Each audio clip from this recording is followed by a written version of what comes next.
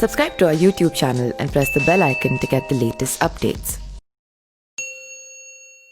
अक्सर जब भी हम शिव मंदिर में जाते हैं तो हम देखते हैं कि कुछ लोग नंदी के कान में कुछ कहते हैं। लेकिन क्या आप जानते हैं कि आखिर लोग ऐसा क्यों करते हैं? आइए जानते हैं।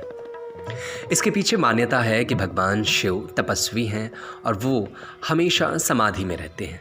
ऐसे में उन तक हमारे मन की बात नहीं पहुंच पाती है।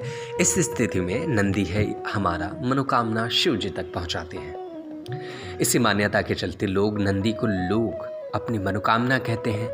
ऐसा कहा जाता है कि नंदी भगवान शिव का प्रिय और भक्तों को विश्वास है कि नंदी ही उनका संदेश शिव जी तक पहुंचा सकता है। इसके अलावा एक पौराणिक कथा भी है। पौराणिक कथा के अनुसार श्रीलाद मुनि ने ब्रह्मचार्य का पालन करते हुए तप में जीने का फैसला किया। इससे वंश समाप्त होता है देख उनके पिता चिंतित हो गए। उन्होंने श्रीलाद को वंश आगे बढ़ाने के लिए कहा, परंतु तप में व्यस्त रहने के कारण श्रीलाद गृहस्थ आश्रम को अपनाना नहीं चाहते थे। इसलिए संतान की कामना के लिए उन्होंने भगवान शिव को तप से प्रसन्न कर जन्म और मृत्यु के बंधन से हीन पुत्र का वरदान मांगा। भगवान शिव श्रीलाद मुनि की कठोर तपस्या से खुश होकर श्रीलाद के पुत्र के रूप में प्रकट होने के वरदान दिया। कुछ समय बाद भूमि जोतते वक्त श्रीलाद को एक बालक मिला जिसका नाम उन्होंने नंदी रखा।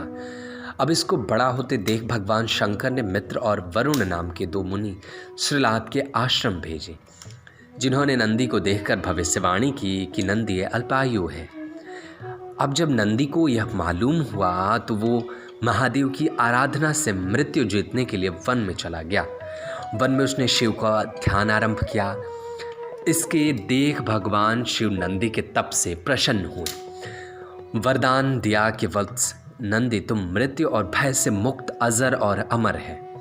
भगवान शंकर ने उम्मा की सम्मति से समस्त गणेश और वेदों के समक्ष गणों के अधिपति के रूप में नंदी का अभिषेक कराया। इस प्रकार नंदी नंदीश्वर हो गए। बाद में मरुतों की पुत्री सुयशा के साथ उनका विवाह हुआ। भगवान शंकर ने नंदी को वरदान दिया कि जहां उनका निवास होगा वहां नंदी भी विराजमान होंगे। कहते हैं कि तभी से हर शिव मंदिर में नंदी की स्थापना की जाती है।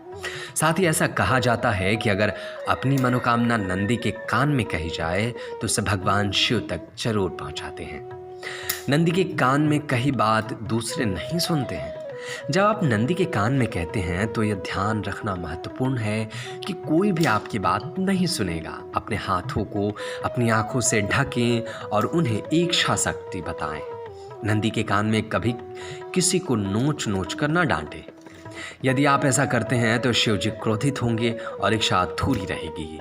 याद रहे, आप नंदी के कान में कुछ कहें इससे पहले आपको नंदी की पूजा करनी होगी।